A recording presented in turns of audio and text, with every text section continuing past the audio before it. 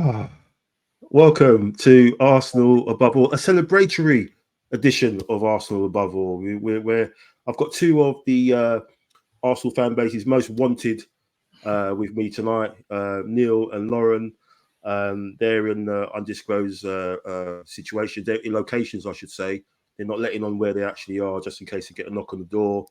I think all the Arsenal fan base has been sort of on their toes today with all of what's happened with triggering such a massive fan base, obviously the Liverpool fan base and the media as well. We've got a lot to get into. To talk about the brilliant win yesterday against Liverpool, which got us back into the title race, and lots more. But before all of that, let's go.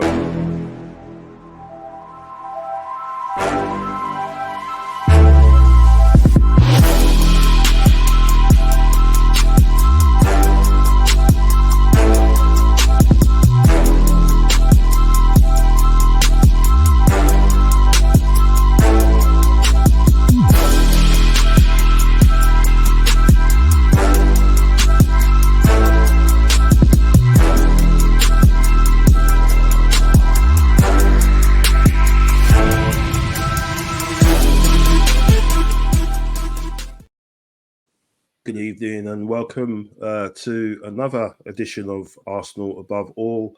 It's the 59th at the moment. It's not the 49th, but the 59th. So we've got one more to Big 60. And what a show to talk about or to bring to you.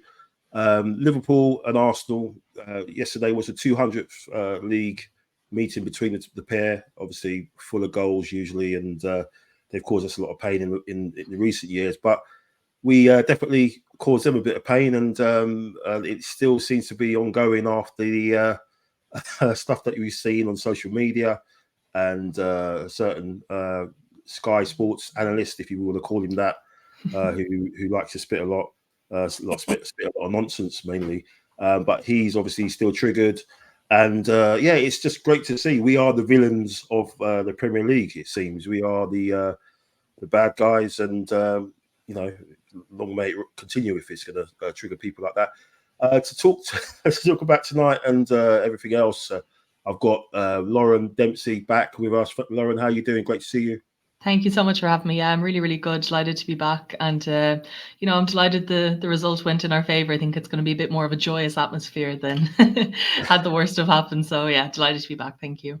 Fantastic, great to have you back. And I've also got the man, the myth, the legend, Neil Shah. He's been MIA for a couple of weeks. He's been undercover. He's grown a bit of a beard. He's great disguise for the when the celebration is come knocking at his door. Neil, how you doing, my friend? With all good reason, because I had a really long day today, going up and down the country, knocking on ex-players' doors, going to visit a few pundits, and then I had my special collector with me, and I collected all their tears. So cheers. Oh, that tastes so good. Brilliant stuff. Yeah, it's amazing. Let's start there. I mean, let's start there. Obviously, we're going to talk about the performance and everything, but obviously, everyone knows we turned Liverpool over. It was a deserved win. You look at all the stats. It was one-way traffic. You look at the stats in general over the two league games we played against them. If you want to add the FA Cup game in there as well, the XG just is almost triple the amount of what their one was. I'm one of those people that don't look at XG that much, but it's the eye test really. You can see with your own eyes. You can see teams playing well, whatever. But yeah, we should have beaten them at Anfield. We should have probably nicked it at Anfield. Second half, towards the end, we were the only team sort of trying to get a win. We know what happened in the FA Cup. We just couldn't score, couldn't finish our dinner. And yesterday, bit of fortune, but we deserved it. But Lauren, the fallout from it, I mean, we've gone through it before last season with the Bournemouth game, and how people were saying how we were celebrating the win at Aston Villa when people said looked like we won the league, and before that against Wolves last season. What's your thoughts on just the whole reaction? How we just triggered everyone? Is it envy? Is it just the old boys network just upset that this young guy on his first job has turned Arsenal around? We're no longer the banter club. You know, we are a team that to be taken seriously now. You know, and they're upset about that, or are they scared? Why do you think, you know, these guys have just got to be in their bonnet about us like this? Yeah, I think it's a great question, because I do feel like we are on the receiving end of a lot of criticism for how we celebrate, whether it's goals, whether it's games that we win, whatever it is. It seems to be flipped negatively when it's Arsenal in question. The reaction to yesterday's game was crazy. I thought personally completely out of order. It was a massive 3 points for us. Obviously, you know, we've gone up against City and Liverpool at home now. We've managed to come away with 3 points in both games. And, you know, yeah, it kept us in the title race. You know, it prevented Liverpool from going 8 points ahead of us. I think we had every right to celebrate. The main trigger for everyone was, of course, Odegaard taking a picture of the club photographer, which is just a nice gesture. And I thought it was nice to, you know, football's more than the 11 players that are on the pitch, or 12, 13, however many players come on, you know, and it was really nice to see the players involving everyone in the celebrations. I didn't personally find it too offensive or over the top or anything. There was nothing that was outlandish about it. And, you know, I think, to be completely honest, I think the issue with that celebration was, you know, it's Klopp's last time coming to the Emirates. I think people have kind of built a narrative around Klopp leaving Liverpool. They want it to be the fairy tale, you know, he's going to be the one to stop Guardiola the season going on and winning 4 in a row or whatever it is. And I think that just kind of, you know, it didn't go with everyone's plan. It didn't really go with what everyone wanted. And yeah, you know, for that to be the focus of what was a phenomenal game in terms of tactics, in terms of how we went up against one of the most informed teams probably in Europe, I personally found that to be, in a way, quite hilarious, because if that's what, you know, if that's what the experts are there for to analyze, then I think there needs to be a conversation about that rather than how players celebrate doing their job. You know what I mean? So, yeah, I don't know. I just found it completely over the top. And for that to be the thing that people are focusing on really baffles me. But, you know, as an Arsenal fan, you can't really, I think we've all been there before, and we just kind of take it on the chin. And obviously the players aren't being affected by it, but too much. So I don't know. It was just weird. I found it personally a bit unprofessional, but yeah. Yeah, I totally agree. I mean, we've been talking about it for years, and me and Neil on other shows, and it definitely goes back to the Arsene Wenger days, how he was treated when he came, and it goes back beyond that to the way we were treated under George Graham. So it's just something that's always been there against our club. I think it's just the fact that we're this southern, you know, club from the south, and you know, who do we think we are, acting with class and stuff like that, and doing things kind of properly. And you've got all this northern bias with the media, you know, based up there now, especially in Manchester, where BBC and stuff are based. But that's recently. But going back years, they've always had that bias up there. We know the referees have that bias because that's where they're all based as well. Mm-hmm. So we're always, you know, as Neil said countless times, we're always up against. We're up against two teams whenever we play a game, but we're also up against another sort of outfit, which is the media, and that can we've seen them try to trigger us a little bit, Neil, with the Ben White and Zinchenko situation, and how they just tried to put flames on that and try and make it into something that it wasn't. And obviously Arteta tried in his kind of funny humor to try and say it was something really trivial, but yeah, Neil, what's your take on it? Because it's funny for me how, as Lauren was saying, they don't talk about the performance and they want to talk about other things. But when they're not down the road lose or drop points, all you hear about is how great their performance is, how great they're playing, and how refreshing it is, and this and that. Even though they've lost, or even though they've dropped points, or they've let another goal again in injury time, you never hear about anything else. All you hear about are good things about them. Whereas the reverse with us. Well, what's your take on it? Because I know you feel really strongly about it, and especially the likes of, you know, Jamie Carragher and Gary Neville, two sort of one failed manager and one who bottled it and took the easy job really in talking about it. But what was your thoughts, man? As you said quite rightly, it's been going on for decades. I don't think it is well before the Wenger era. I remember stuff going on when I was supporting or watching us against, under George Graham and against teams, and you'd have the same narrative, to be honest. Obviously, the exposure wasn't there because we didn't have the social media platforms back then, but it's just become an absolute joke. I mean, you touched on the Ben White and Zinchenko incident. I'm sorry, I love that.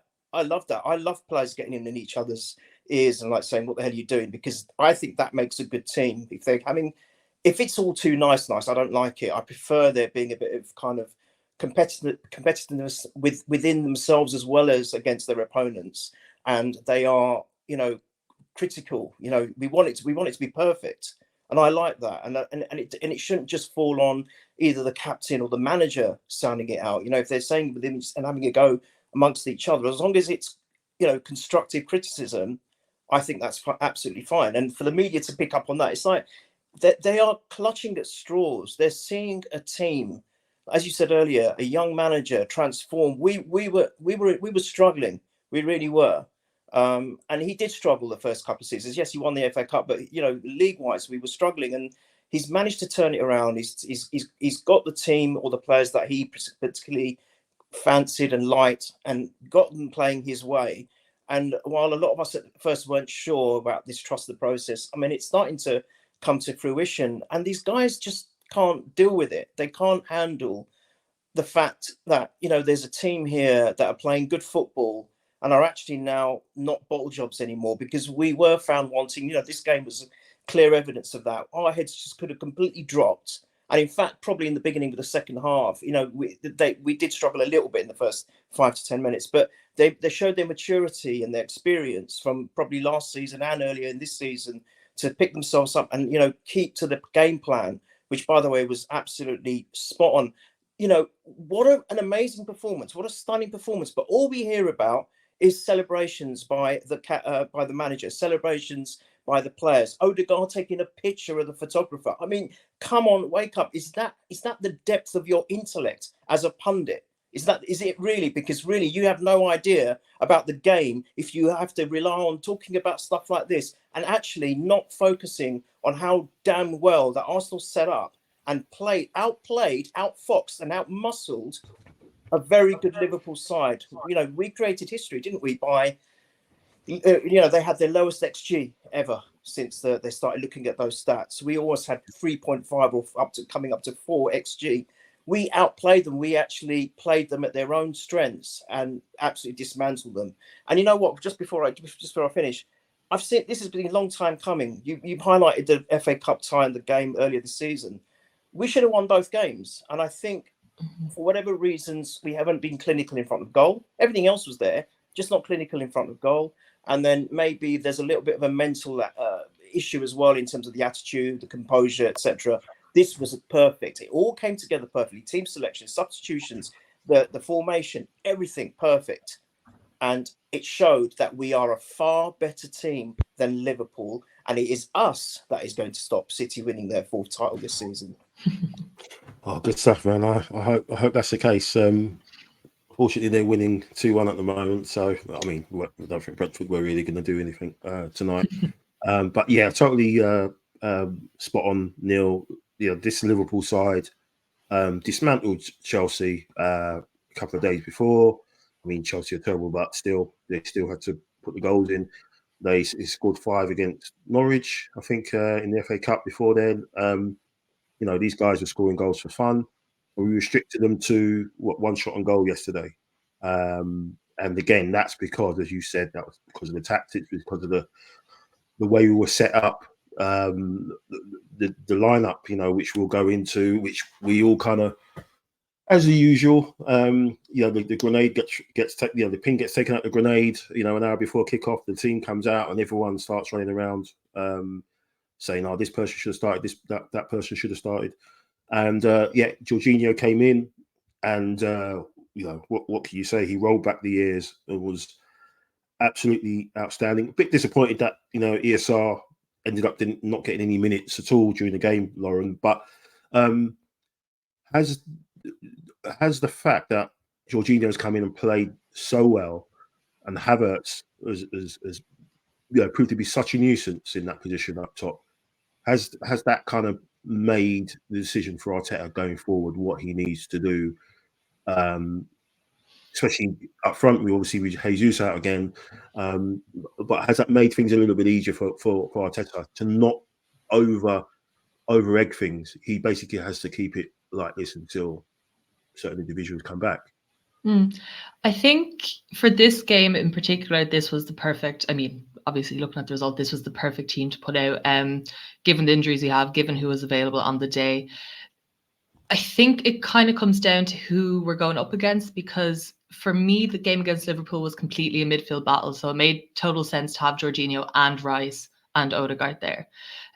Obviously, I would have loved to have seen Smith Rowe come in. I thought he played very, very well in the last game, but I just think we haven't quite seen enough for him to go into that kind of battle just yet. You know, he needs to have a bit more confidence, a bit more time under his belt, a bit more playing time with the other players as well, because, you know, he's been injured pretty much for a season and a half now. He hasn't really had a lot of time to develop on-field relationships with, you know, obviously Martinelli, Saka, but there's a lot of players who've come in the time he's been injured. So I think that's another thing we have to factor in with him, you know, becoming a starter week in, week out, because I think he's just a little bit off that yet.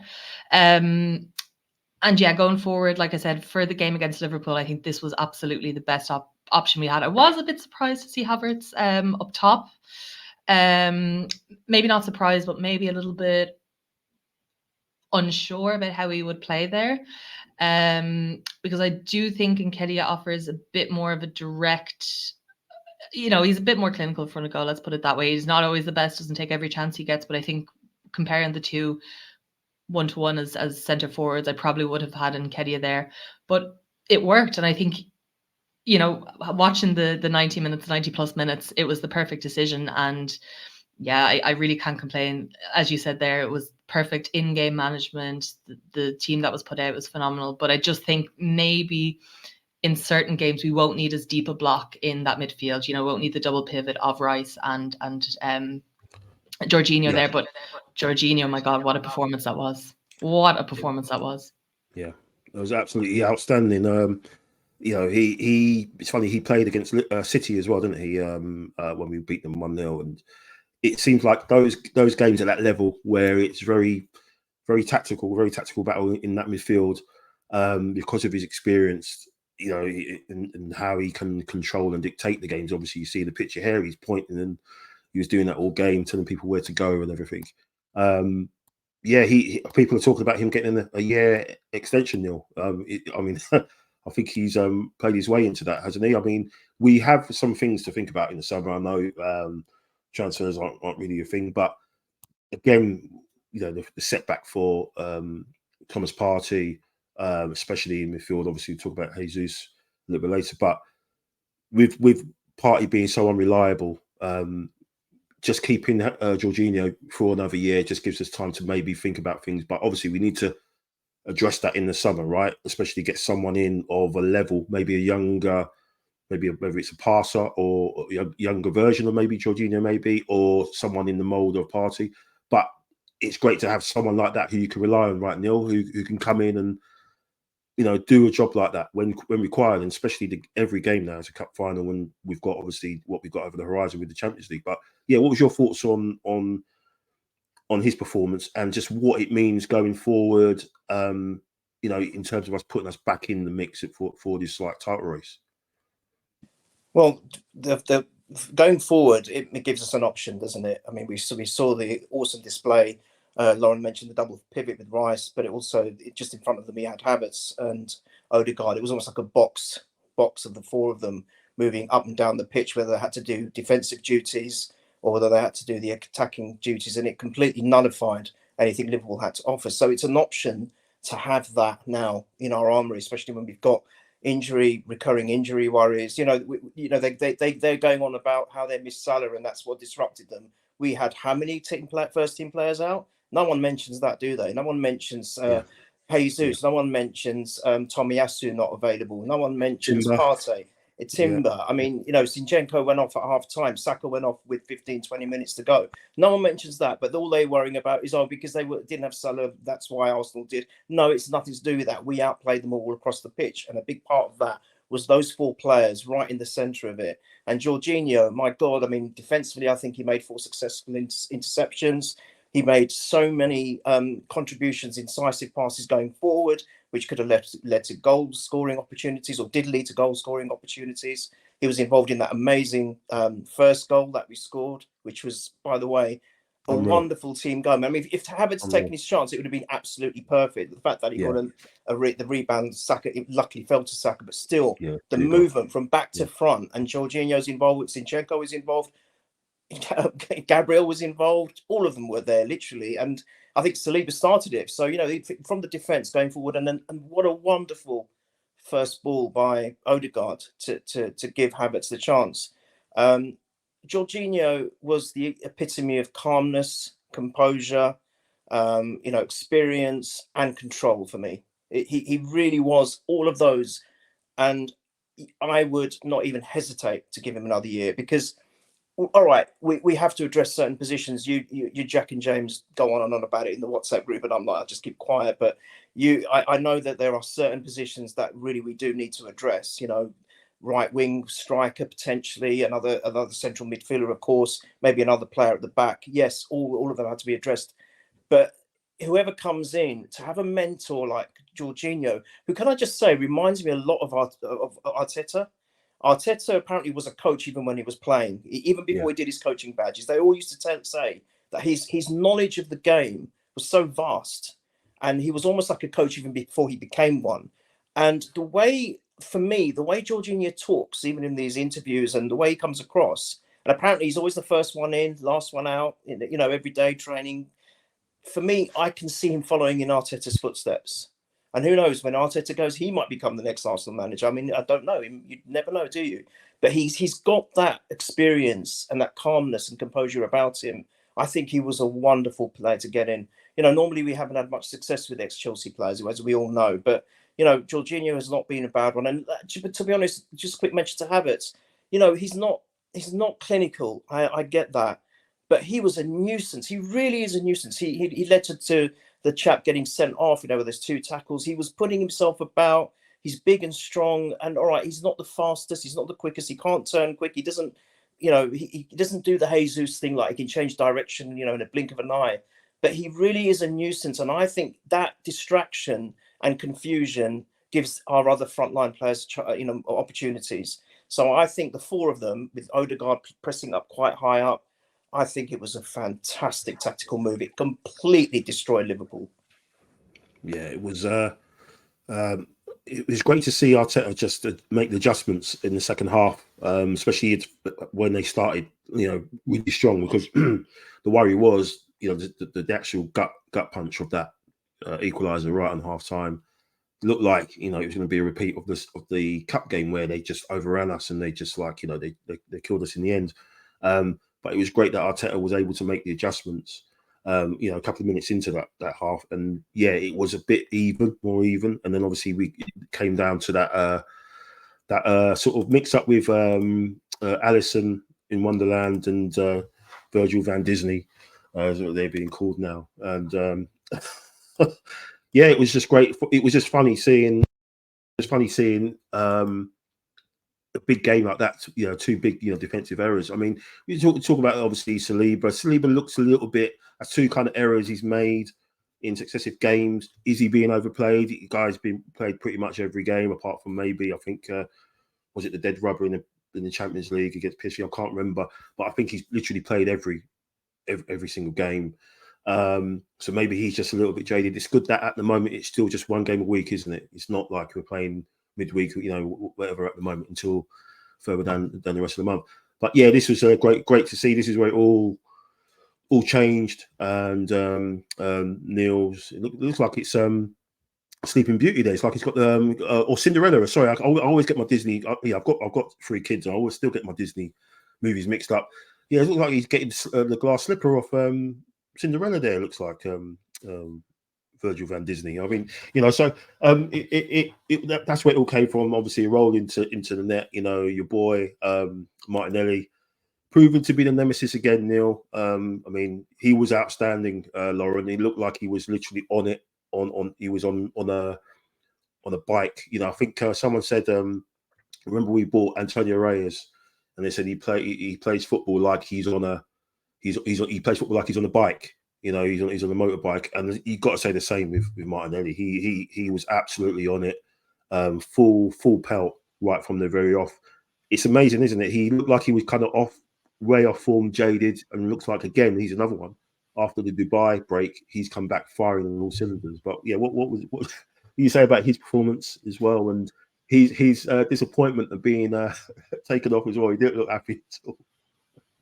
No, he didn't. He didn't. And to be honest, I wasn't too happy about it either. But obviously, we got the goal from that side again. So I just think, you know, I feel like Martinelli goes into games against Liverpool knowing that the team probably fears him, because we've heard, you know, from Klopp that he really rates him as a player.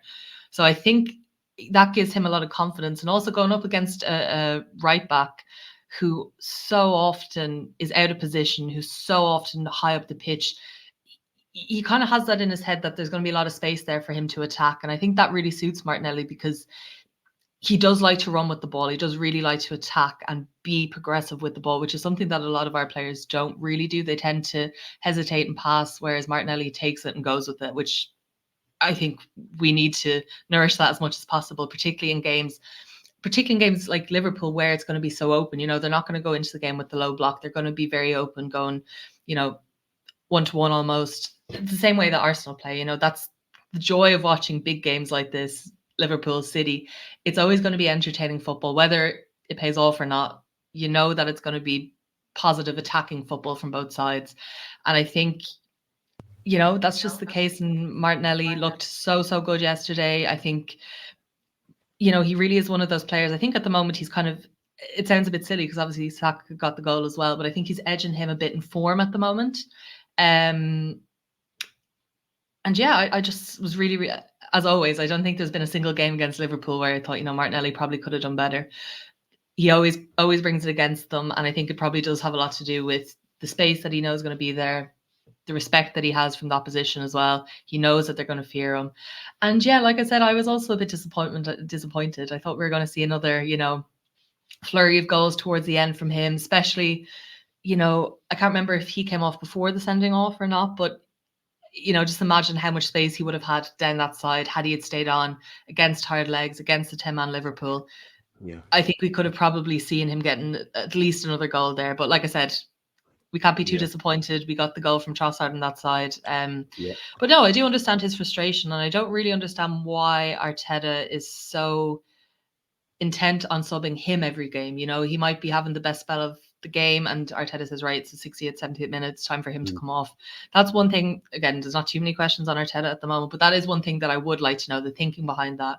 Is it just to keep him fit? Is it to keep him, you know, whatever? And you see a few minutes later, Saka ends up coming off injured. So I think that's the only thing really that, it's not really a concern, like I said, but it's just something that I would like to examine a bit more, maybe get a bit more insight into that. But yeah, I'm wondering because I was thinking about it, because you know, I think at the time, Neil, in the chat, we were going mental, you know, saying, why is he taking him off again? He's done it too early. We thought he did it too early, because I think he did come off before Konate got the second yellow. So yeah, and then obviously Saka came off literally 5 minutes after that. So it was like, well, you could have taken Saka off and prevented that injury maybe and kept him on.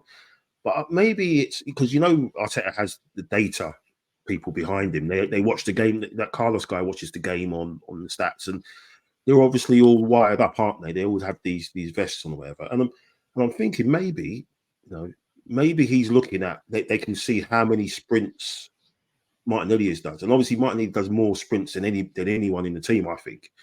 And I think once he probably hits a certain number, he probably says, look, you know, he's in the red zone. We maybe need to take him off because we know maybe he could pull something. It could be a hamstring. Saka stays on because he's not as explosive as Martinelli. He's not that type of player. So that's why he maybe is always kept on, because Martinelli literally is 100 miles an hour player. Everything's just like boom, boom, boom, boom, like that. So maybe that could be the reason. It could be, look, you know what he does against Liverpool. We know he's played well. He was outstanding. Maybe he hit that limit, and it was like, you know, we've got to pull him off. And maybe it's normally after 75 minutes or 80 minutes, but because he's put such an effort in just after an hour, we've got to pull him because we've got all these games to go, and we don't want to do the same thing we did last year, where we just ran all these kids into the ground and we saw what happened there, didn't we, with him and Saka in the last season. Mm-hmm. They just fell off the cliff.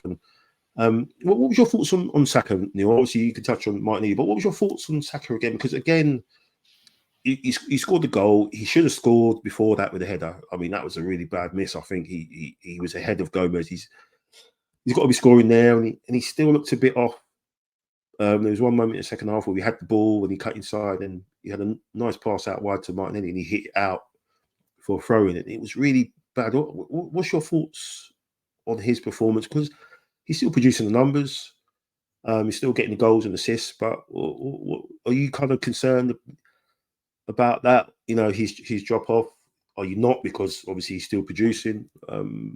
Because we can't really. There's no one to come in, is there?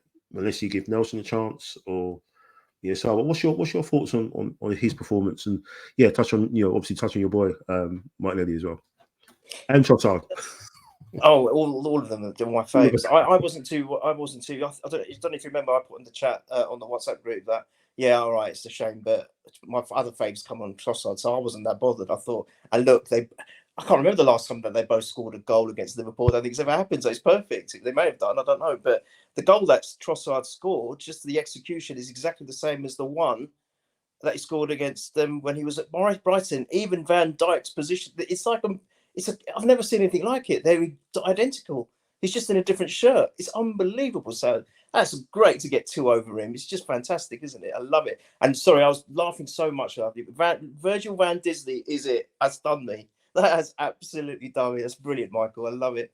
Look, that one. And then there's a one when he's playing for Brighton, and exactly the same. It's unbelievable. Anyway, I digress. Gosh. All right. So Martinelli, he just runs his socks off. I mean, that I have to mention, I've taken a little bit of time to warm to Raya, and that's simply because of my bias, because I loved Ramsdale. I still love Ramsdale. I do, but I think I'm getting the reasoning as to why Raya is the man. And that chance that Saka missed, Raya started that with a great distribution. He actually collected high. He had a good game, by the way. He did 2 or 3 of those where he really jumped up high and he just controlled it in the box. Fantastic play by him. But the distribution, the time it took him to realise that there's a chance here with Martinelli, brilliant distribution to him. And the pace, the way he just outpaced the defender, magnificent.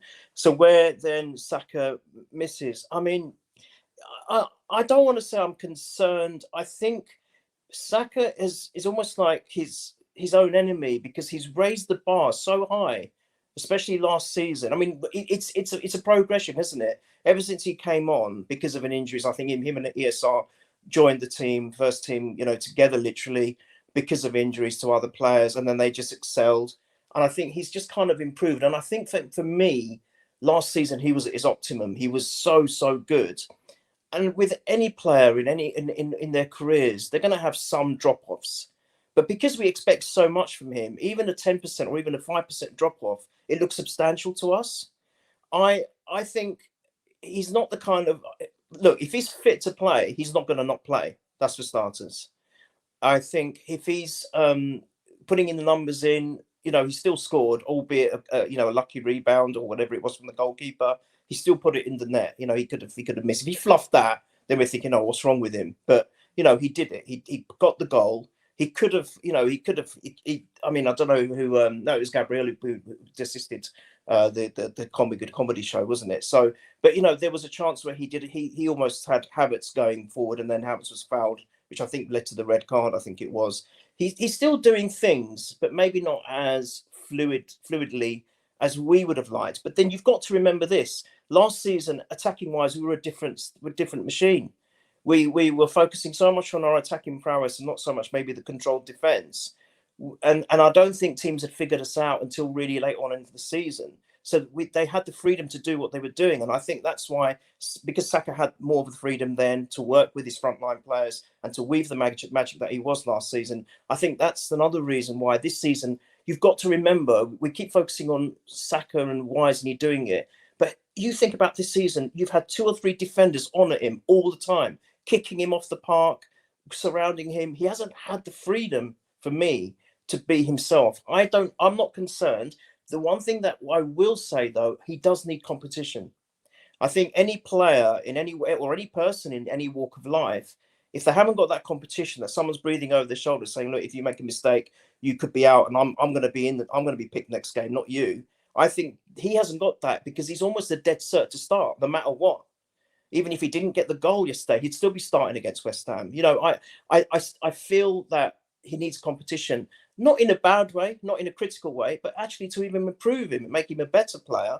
And it will be a good test of his mentality, which I never have doubted. I think he's a very, very mentally strong and mature lad.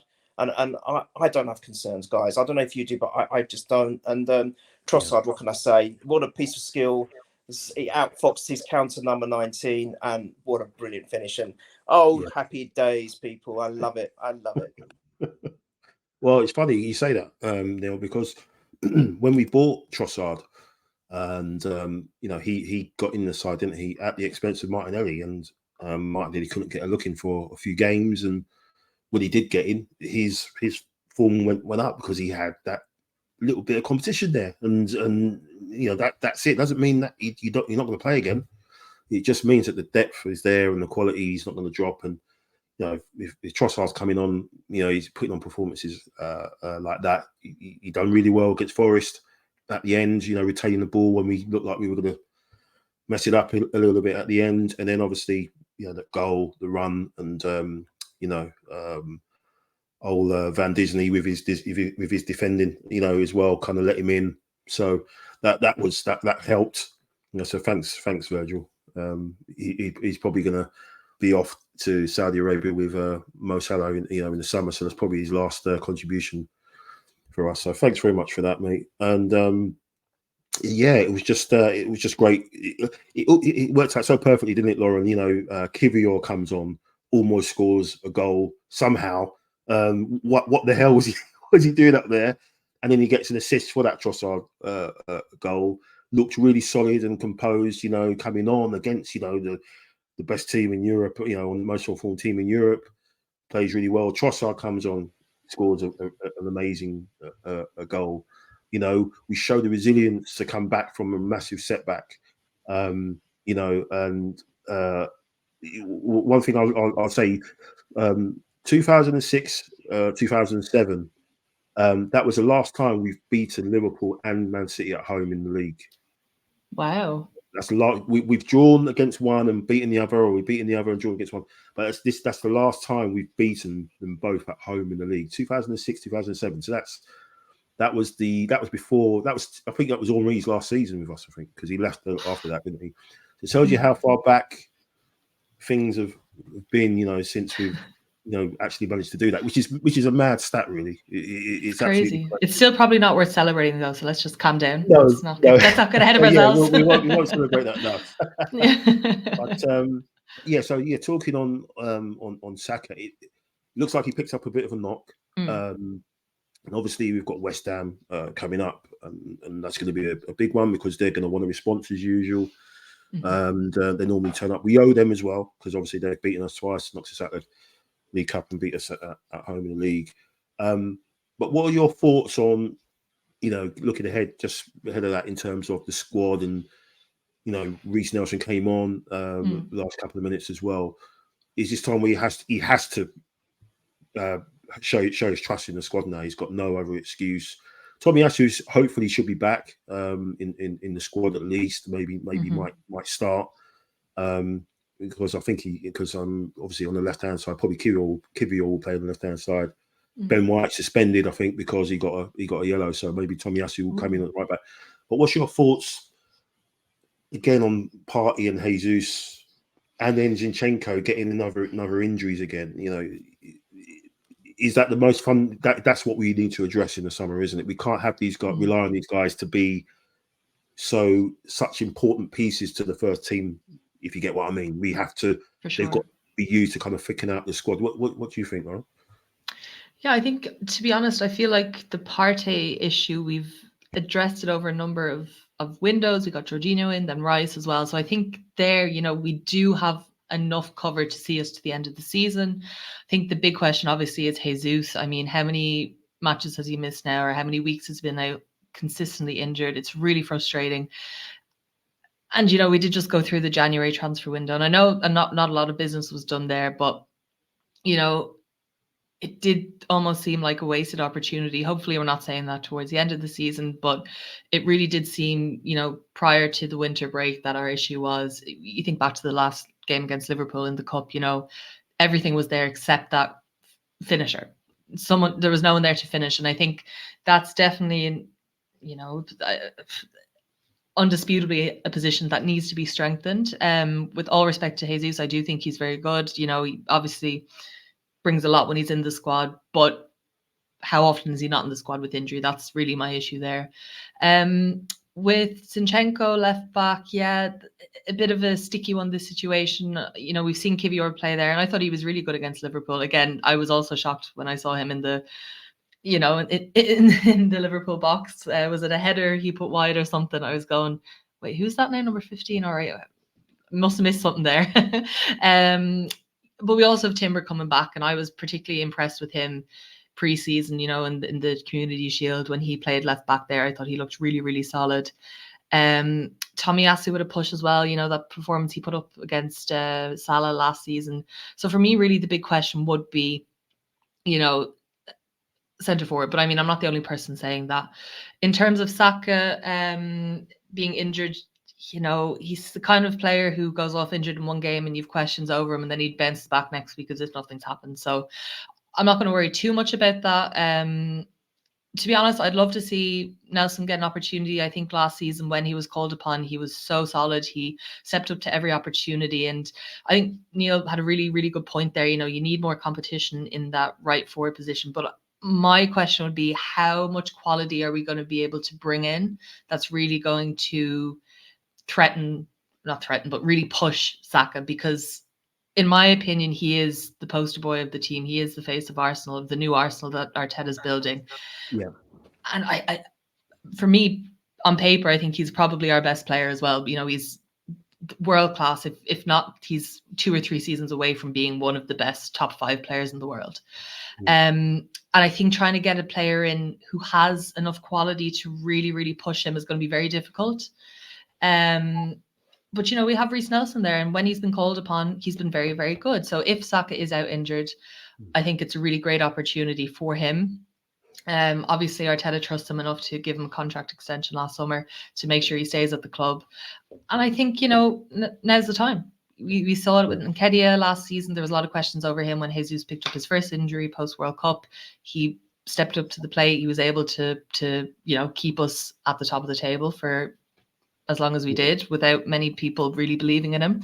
So yeah, I wouldn't worry too much about Saka. I do think personally he's going to spring back as if nothing happened. But if that's not the case, if he's out for a few games, then yeah, I'd be more than happy to see Nelson get a run. I think he deserves it, to be honest. Yeah. The good thing is, sorry, the good thing is he's got options, hasn't he? He can maybe use Trossard from that side, maybe ESR or Nelson. So, and I think obviously of the games we've got coming up, we've got obviously West Ham is going to be obviously a tricky one, but then you've got Burnley away, that you could probably, you know, put him into that one because it's not the old Burnley, is it? It's more of a football game, and they try and play football. We just got to try and, you know, be better on the day, and that should take care of that. And then obviously you got the Champions League, so you almost, if there is something significant, do you kind of take him out of that Burnley game to make sure he's ready for that away leg in Porto? Look at it that way. So yeah, just wanted to touch on just before we finish the atmosphere in the stadium. I mean, I was watching it at home, and the club put out a video, didn't they? They put out a little video before just to get the stadium and the fans going and everything, and it seemed to do the trick because it was absolutely rocking. Everybody was talking about it, and it's amazing how things can change. You know, how things were years ago. There was no connection, and when you see Arteta doing what he's doing, you know, and you know, look at him there, and look at what it was like when he first came. You know, and everyone was unsure and everything, but Klopp was saying it as well. Klopp was saying how the atmosphere was amazing. And it's great now that we used to say, everyone used to look forward to playing Arsenal. You know, everyone used to look forward. Oh, we got Arsenal next week, and it was like, oh yeah, great, nice little kickabout, nice stadium. You know, it's almost like a trip out of Wembley. You know, nice pitch and everything, and the fans aren't going to make any noise. And look at the difference now. It's like a jungle yesterday, and I just think you've got to give credit to the fans and the connection there between the fans and the players is amazing now. And Neil, I know you get to go to a few games, and you obviously will speak on that as well. And you've experienced it. I was fortunate to go this year as well, and the difference in the atmosphere and the noise is amazing. And I think that's going to be a massive part of that. We going to where we need to, we hopefully can get to. We played the two best teams in the world, in the country, in Europe.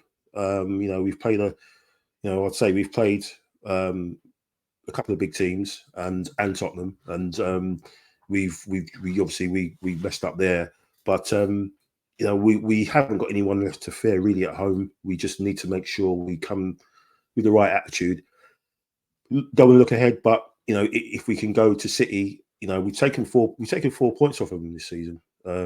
Sorry, yes, yeah, we've taken. No, sorry, what am I talking about? We've taken 7 points off them this season between the two of them. Haven't we? 2 wins and a draw. We haven't lost to them, and that's where a lot of people said, well, that's where you lost the league last year. You lost both games to City, and but we've kind of turned it around. So it's all looking good. It's all looking really, really good. I'm just buzzing. I'm going to try and cut this short now because I know Neil and Lauren are most wanted. They've probably exposed their location now, and they're probably going to have a knock on the door soon. But I just wanted to show something, that Mikel Arteta wasn't the first manager to celebrate excessively on the touchline at the Emirates. If you remember this, a certain Jurgen Klopp, doing piggyback and stuff like that.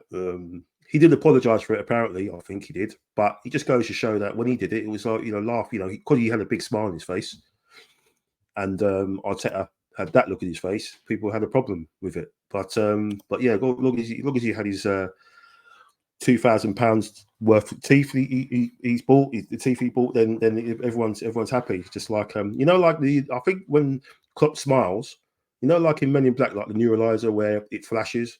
I think when Klopp does it, he just has like a magic. He just makes everyone just go, "Whoa!" Like he's so great. But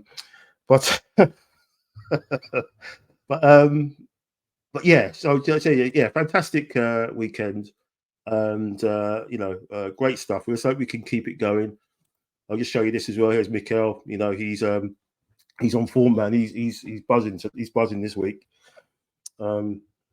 Usain Bolt there as well, and good stuff. And yeah, I just wanted to say thank you so much, Neil and Lauren. It's been an absolute pleasure to have your company tonight. It's good to talk about a really good win and to have so many people rattled and upset about our wonderful team absolutely trading blows and delivering some haymakers to these two juggernauts who everybody wants it to be scripted to be a shootout between Klopp and Pep on his last season. But let's hope we're the flies in the ointment and see where we finish at the end of the season. Neil, a pleasure as always. Thank you very so much. Love to you and your family. Lauren, the same to you as well. Thanks for being on. Thanks for all the support. You can catch this on Spotify, Acast, and Anchor. And obviously YouTube as well. We'll be back. Was that a knock on the door, Lauren? Was that a knock on the door? They're coming to get you. Yeah, absolutely. No technical issues, but at least it was at the end. The wheels can fall off now. It's fine. Great stuff. Thanks very much. We'll be back after the West Ham game and on Monday, hopefully, and talk about that. So thank you very much. Come on, you Reds. Let's do it. Man, remember. Giroud into the box, and they have immediately.